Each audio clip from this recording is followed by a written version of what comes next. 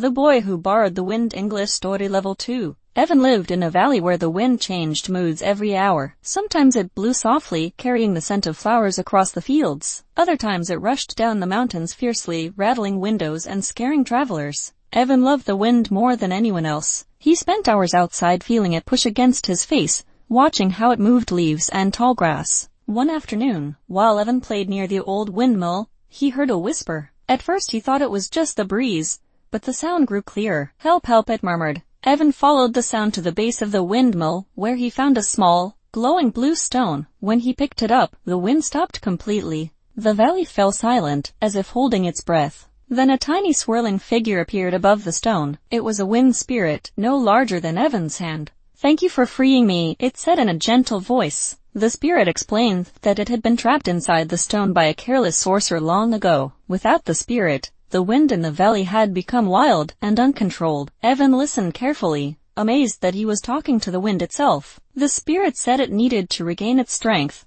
but it could only do so by borrowing a human's breath. Evan hesitated at first, worried it might be dangerous. But the spirit promised it would return the breath after it recovered. Trusting his instincts, Evan agreed. The spirit touched his forehead lightly, and Evan felt a cool breeze flow from his lungs. He did not feel weaker, only lighter. For the next few days, the valley's wind was calm and peaceful. Evan carried the spirit with him, keeping it safe. They talked constantly. The spirit told him stories of ancient skies, high mountain winds, and storms that dance like music. Evan shared stories about his village, his family, and how he always felt connected to the wind. When the spirit regained its full power, it grew larger and brighter. It thanked Evan and prepared to return his breath. But before it did, it offered him a gift, a small piece of wind, shaped like a silver feather, that he could call upon whenever he needed help. Evan accepted it with gratitude, feeling a tiny breeze curl around his hands. The spirit released Evan's borrowed breath, and the cool air returned gently to his chest. Then the spirit rose high into the sky,